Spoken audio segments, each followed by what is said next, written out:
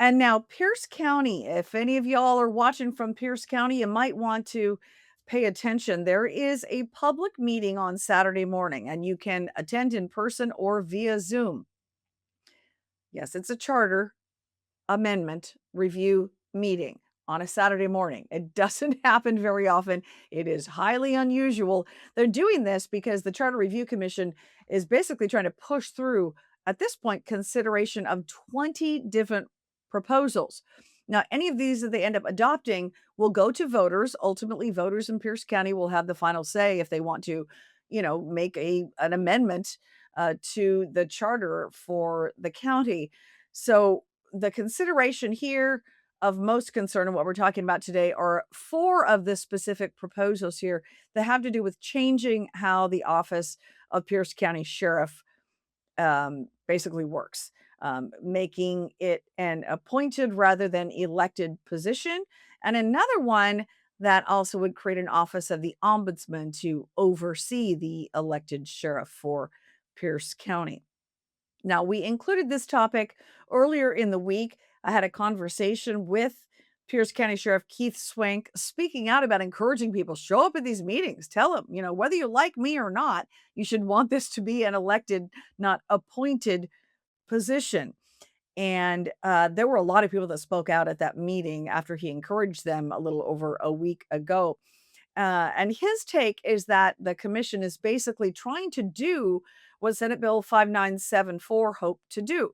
Now, this was the bill that was passed this last session and is basically on hold at this point, thanks to a Thurston County Superior Court judge who found some potentially, constitutional issues with the bill. So there's a stay on that right now, pending further review by the courts, which will take some time. But in the meantime, you've got Pierce County moving forward, basically trying to do the same thing, a runaround of 5974 as far as Sheriff Keith Swank sees it.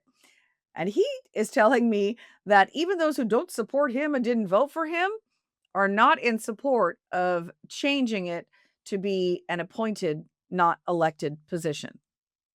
On April 30th, I had this event. It was called Save Our Sheriffs, and people bought tickets to come out to it. It was very large. It was 200 people or more showed up at this event I put on, and you had to pay at least $100 for a ticket. It's because it wasn't just going to be people just to show up, for freebie, right? If it had been free, I would have had 1,000 people there. But anyhow, my point is this: people who have not been involved in politics before showed up at this meeting to hear about and say, "I'm standing for the right to vote for my sheriff." There are even people that I've talked to who don't even like me, right? They don't want me to be the sheriff, which is fine, but they want to vote for their sheriff. They don't want somebody else telling them who the sheriff's going to be.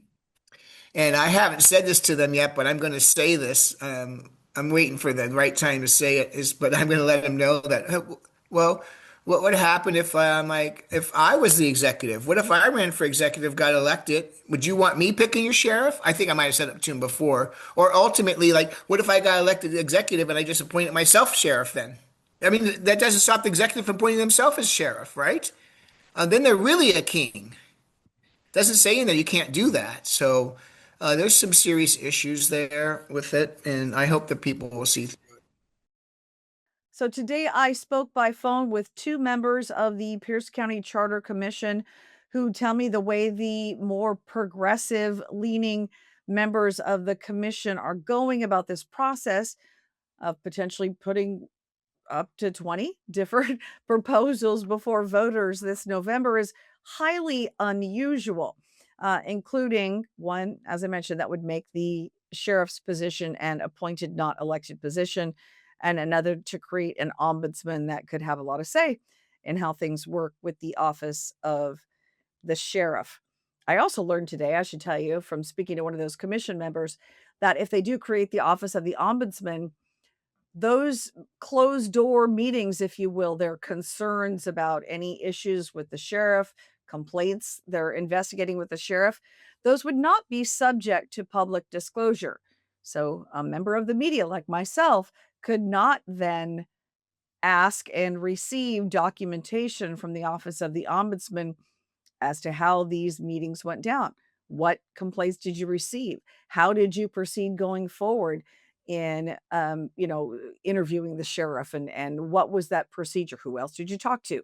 We would not have access to those records. I thought that was a very interesting development I hadn't heard of until today. One of the commission members that I spoke with is Holly Rogie. I spoke to her just about a half an hour ago, and she told me she's very concerned about how all of this has transpired with all of these proposals to change the sheriff's office and to give the county executive a lot more power. So here's part of what she told me. We'll put that up for you. She said, I feel like this is an attempt to implement 5974. So very similar to what Sheriff Swank was saying at a local level. And it's inappropriate and should not be sent to the voters. This is not just about the sheriff. This is really about an elected sheriff who is responsible for enforcing the law. We really want him to be independent and not have a political agenda, which by making that position appointed, it becomes politicized by whoever the executive is at that moment. So again, the meeting scheduled at this point for 9 a.m. on Saturday morning, according to this post on the commission website. It says it is solely for the purpose of receiving public comment on proposals being considered for placement on the November ballot. Public comment will also continue at all remaining commission meetings. The question now, though, is did the county give appropriate and timely notice for a public meeting that's scheduled right now to take place on Saturday morning? There are rules about how much time they have to provide the public for notice and how those notices need to be published, whether they have to be placed outside the county city building, not just inside where that meeting would take place. So whether or not they have violated, once again, the meeting rules remains in question. That's what happened this past Wednesday when there was a meeting scheduled, and I'm told about 70 members of the public showed up there anticipating this meeting.